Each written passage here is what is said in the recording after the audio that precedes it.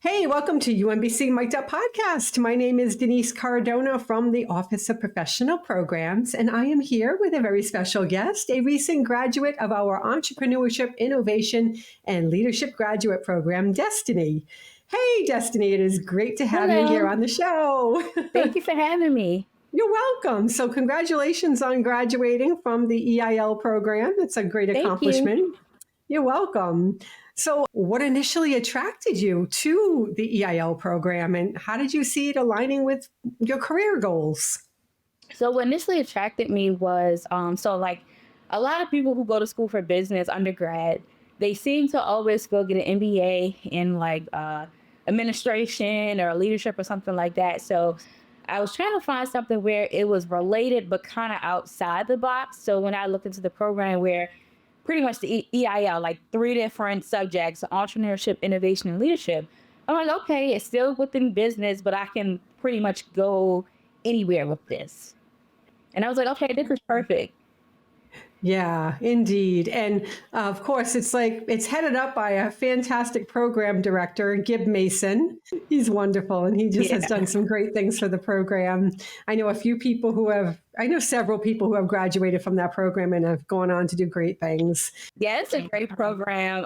I think like initially like doing my research, I actually had a phone conversation with him and I've joined anytime they had like orientations just to see about the program.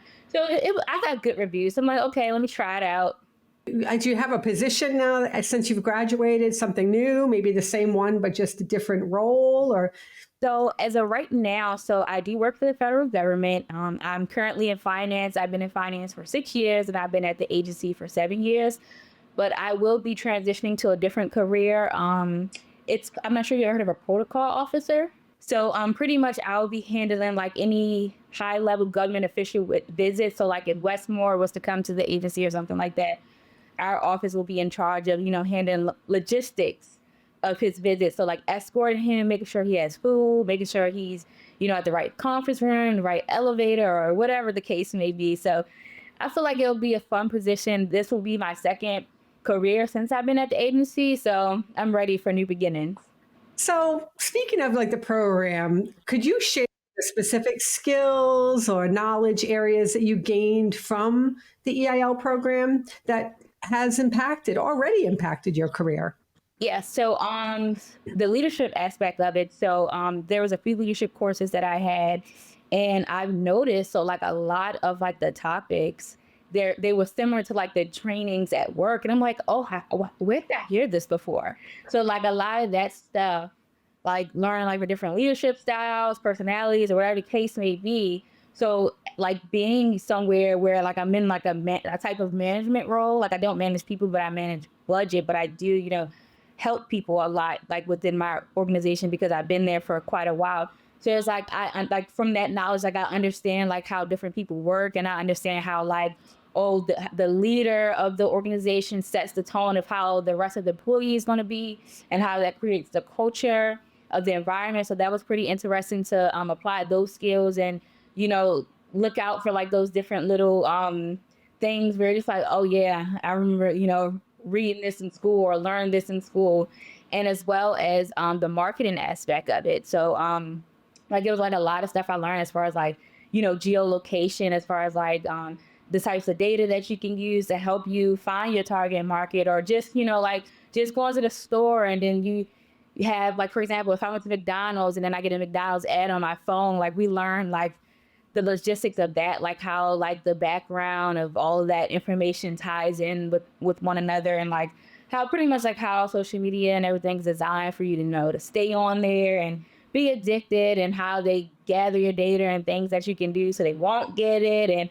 how is it benefits for you as like an entrepreneur. So it was pretty good. Indeed. And so, I'm in the marketing department here at UMBC. And so, yeah, that's a big part of what we do in terms of being able to geo target and geo market. And one of the advantages of that, of course, is making sure that the folks that are meant to see the ad are seeing it, and the ones that are not seeing it. We're not bothering people who it's not really meant for. So there's a lot of benefit to that, even though sometimes it can feel a little like big brotherish in a way. It's just so it's such an interesting field being able to see how things work like that in the background of how big organizations are actually working these things and making it a benefit for the end users, I think is really the biggest thing. Now, how has completing the program influenced your approach to challenges in the current role that you have?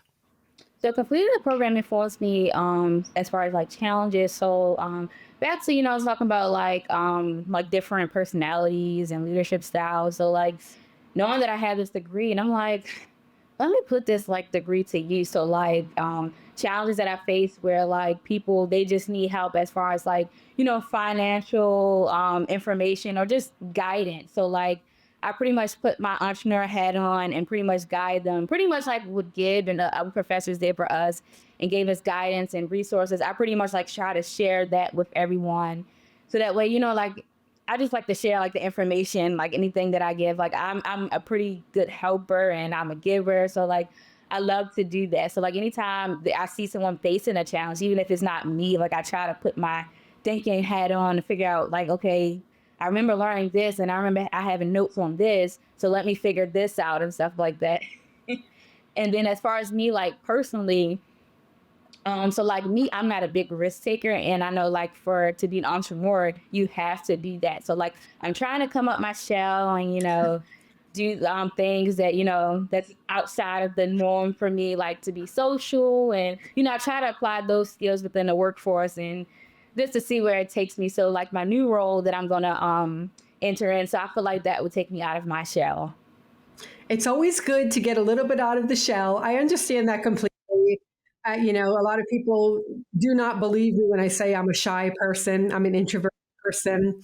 I Yeah, and but I actually really am. I'm a homebody, and I really like doing tasks that are my own task in my own. However, it is fun to get out of that comfort zone and get out of that shell and just participate in things. Now, here's a great example of you doing that, Destiny. It's just, being on the show with us and being able to talk through some things. It's so helpful because I think a lot of times people might be on the fence. They might have heard of the program and they may be on the fence. Like, is this program really what I'm seeking? Is this, what do I get out of this? And by you sharing your story, it helps other people make decisions, informed decisions, really. Yeah.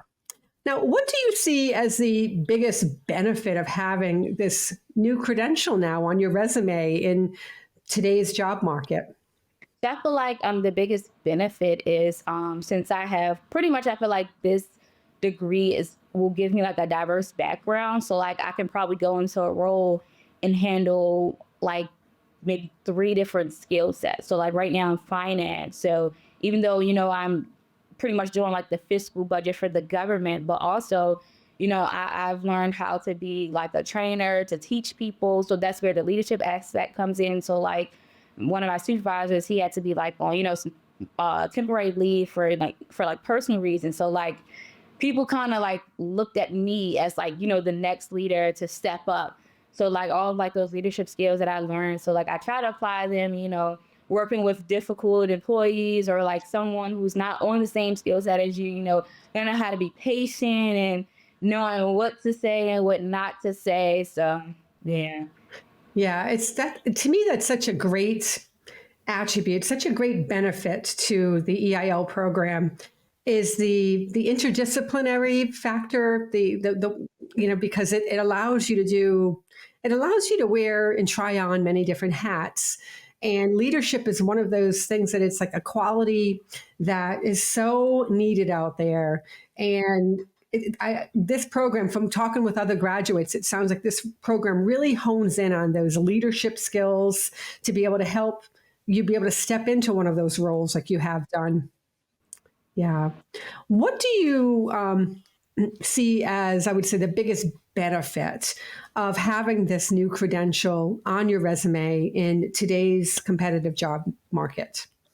So I would say the biggest benefit with having this on my resume, they will look. So since I already have like my financial experience, and then I already have like my undergrad, and then having this degree, I feel like this will make, I can pretty much go anywhere. So like if I wanted to, be a chief somewhere or be a supervisor somewhere or, somewhere like any like a leadership role, like with just managing people, I feel like that would be like a big benefit. So like I said previously, I manage money and not people's, but I feel like having these, this knowledge and then already like small experience after getting the degree, I feel like I would be a great leader and just, stepping in to that side of it. I feel like that would be good for me, even if I'm not, leading people officially, but, like unofficially, I'll already, have that good mindset because of this degree.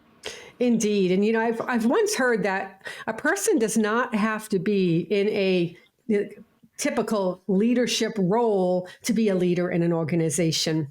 And that's where that entrepreneurship aspect of it all comes into, is being a leader within a team is so valued and so needed and admired, I think, admired by so many. So I remember when I was first coming up at UMBC, that was one of the things. I didn't want to be in a leadership position per se. I didn't want to be leading people, but I wanted to be able to hone in on leadership skills to be able to bring a certain angle, which is what I do here with the podcast and social media. I wanted to be able to hone in on those skills to be able to be a leader in that kind of realm, in that aspect. And so there are so many different varying degrees of leadership out there, not just the traditional leading people necessarily, but leading processes and leading teams, being that motivating factor in some cases. So Even the innovation part of it, I felt like me just sharing my experience, because a lot of my team's new, so like they consider me as like the vet, even though I'm the youngest in my organization, but I've been there like after like being a high school intern. So like I've seen like a lot of, leadership changes and just different like little things that like I've experienced where, there's pros and cons. So like when they come up with like these pilot initiatives, maybe let's say like for better training. I know like a lot of people, they may leave organizations because they feel like they didn't, get trained well on the job or something like that. So like I try to be innovative where, meeting the new cohort of financial managers and say, hey, like how's this program? And they probably will say, oh, it's okay, but it's just like I feel like I can't really learn the role unless I'm hands on. So like the innovation part and leadership part, going to these higher ups like, hey, I talked to these people, they feel like the program is not beneficial. They're there for too long just to do like random mandatory training they can just do at their desk at their, regular, day-to-day job. So like I feel like that feedback helps. So like we started having them do some shadowing so that way they can see like what they're going to be getting into after the training program, and as well as how does this stuff relate to the actual training that they're taking to prepare them for the actual role. So I feel like the innovation part, I feel like I pretty much did a little good job with that, but I feel like maybe within my next role, I could do an even better job. I just have to figure out the angle I will go to once I learn the role. And what you just communicated was that how interwoven that whole innovation aspect is with leadership. So as the innovator on the team, you were also the leader on the team by going to leadership and communicating and being that voice for people. So that's awesome. That just sounds so amazing. It's a really great way to contribute to a team, to other individuals, even to yourself on that level. So that's awesome. So, was there a particular course or a project that you took within the EIL program that you found especially valuable or maybe transformative? Yes. So I would say capstone 1 and 2. So they're pretty much a continuation of each other. So like the capstone classes, they're strictly like about you. So like I like that. So pretty much that like what drove me to the program, because like a lot of programs are just like, okay, you're in the class, okay, read chapters 1 through 5 and turn this assignment in, do a presentation on it. But like with this particular program, and not even just the capstone course, like even like the marketing courses and other courses where we did different business plan models from different aspects of it, and it was just about us. And I feel like it made it fun and made it easier, so it's like one of those things where like, okay, this is about me, so I didn't have to worry about like getting like a bad grade, you know what I'm saying? And just getting feedback to make myself better. So I feel like doing like the business model canvases, the marketing plans, and like all those classes tied into each other. And I just pretty much had to just lump all the information together. So I feel like that was my fun part of the program. I feel like that was the most valuable part because like I to this day I say, look at my business plans and share them with people, and if I know someone, who's talking about starting a business, or they already have a side business but it's not, a legal one or something, like they don't have like the LLC or something like that. So like I pretty much give them like the structure that I go off from making my business plans to them to help them. That's awesome. And you bring up a valuable point in that a lot of people listening might think this program is just for entrepreneurs who want to be out there on their own in their own businesses. But this program also talks a lot about socialpreneurship, but also intrapreneurship, which is what it sounds like you are doing. You are being an entrepreneur within an organization and bringing that leadership, that innovation aspect to an organization, every organization needs individuals like that with that mindset. How does the EIL program complement or enhance your prior experience or education, maybe in a related position or field? I would say that it complements this because so I want to say it was one of the finance courses. So the professor mentioned, I think his name was Jason Pappas. So he mentioned like he was just like seeing where everyone's background was. Like a lot of people were like either accountant, finance, or neither. So like, and I always tell people like when I tell them in finance, they always just think highly of me. But I'm like, thank you for thinking highly of me, but the government finance is nothing like corporate finance. So I was like, so like the things that we learned there, it was like, okay, like I understand it, but like how can I apply this, to my real world? Pretty much like notice like he will give us like spreadsheets like from real world companies of like how they do like their financing for like their people or like their contractors or something, like, pretty much like funding their staffing. I'm like, okay, this relates to my field. I'm like, okay, I understand this. So I guess I think it all depends on like how the language of like the different people, understands it. But you just gotta, really think about it and break it down and how does it like relate to like what you do. Indeed. Yeah, it all comes down to that. I think with any graduate program, being able to relate it to the real world, and the real world, in most instances, meaning what you are doing in the real world or what you hope to be doing in the real world. So being able to see it through that lens is so pivotal in learning and being able to apply the new knowledge out there. Yeah. As you look ahead, how do you hope to leverage this degree that you've earned in your career over the next few years? So I hope to leverage this degree within the next few years. So hopefully, I will not just even in my career, but like I do aspire to be an entrepreneur. So I know I'm that person where I switch what I want to do a lot. So like I just struggle to where like so I have my cosmetology license and Me too. I oh so like I really didn't use it because like I was just always busy with like school and work. So like now that I graduated and I had that free time, so I think I'm starting to get that passion back for it. So I'm thinking, okay, let me get my confidence back, get my groove back, and then let's see, let's go back to this degree and see, let's rework these business plans and business model canvases to see if I can turn this hobby into something real like later on down the line, and then also just applying my financial skills just to start that business. So I'm excited to see where the next 5 years will be because like since I'm starting a new job, I'm just ready for like a new chapter for everything. As an entrepreneur by heart, that it seems that is the way your brain is going to be wired anyway. You're going to always be looking for those opportunities within those passion points that you may have.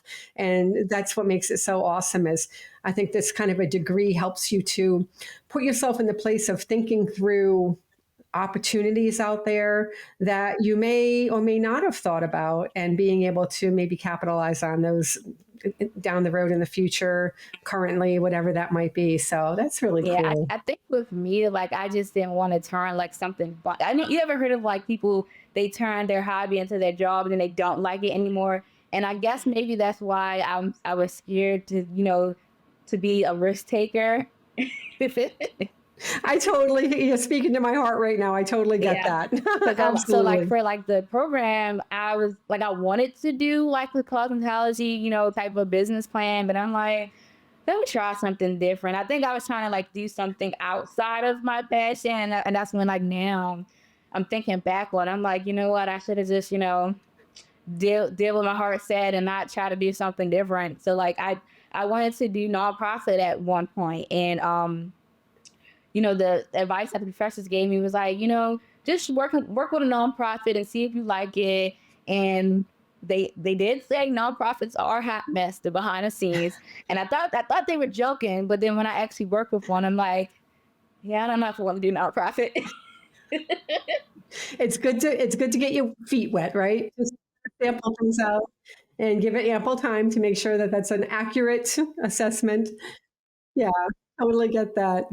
What advice would you give to someone considering the Entrepreneurship, Innovation, and Leadership graduate program at UMBC? Mhm. So, and the advice I would give to someone, I'll just tell them like to any orientation that pops up, reach out to them, try to make connections. Like that's probably like the biggest part because like I feel like for me, just because like we were virtual, I really didn't get like that, in person, connection like with my peer. Like even though like we, go in breakout rooms and maybe like text each other for like assignments, but it was just like one of those things where like we're in these breakout rooms and we're just looking at each other and just hoping someone talks. So I think like if we were more like involved on campus or something like that, that would kind of break the ice. But I would just like tell people just even though the program is virtual, make connections on campus. Like I know some people they said, "Oh yeah, I walked around this campus, I met everyone, I made all my connections just because I'm going to be here." Like I know a lot of like foreign exchange students do that because most likely they're probably on campus. But people like me, that are from Maryland and just taking the program, I would just say just take advantage of all the opportunities because I know I did my research like and I was like, wow, we actually have this here. So like I know like they have like the entrepreneur there's like an office where you can go and they can look at your like your business plans and stuff like that. So like I would just say take advantage of every opportunity on campus because you're paying for it. Like even go to the gym or something like that, even if your class is virtual, go in the 24-hour part of the library, like take advantage of all the opportunities. I would say because I wish I would have done that just because like I was thinking, okay, program is virtual. There's really no point to go on campus, but I would just say just take advantage of every single thing. Well, Destiny, this has really been a really great conversation with you. I love talking about the Entrepreneurship, Innovation, Leadership graduate program. I love, Gib Mason. He's a great, great program director. And I've known a few people who have graduated from that program who absolutely love it and have gone on to do amazing things. And it sounds like you are well on your way doing that yourself. So I'm happy for you. Thank you. You're welcome. And thank you, everyone, for listening to this episode of UMBC's Mic'd Up podcast. If you'd like to learn more about our offerings, visit the link in the description. Thanks for tuning in. Thank you. Bye.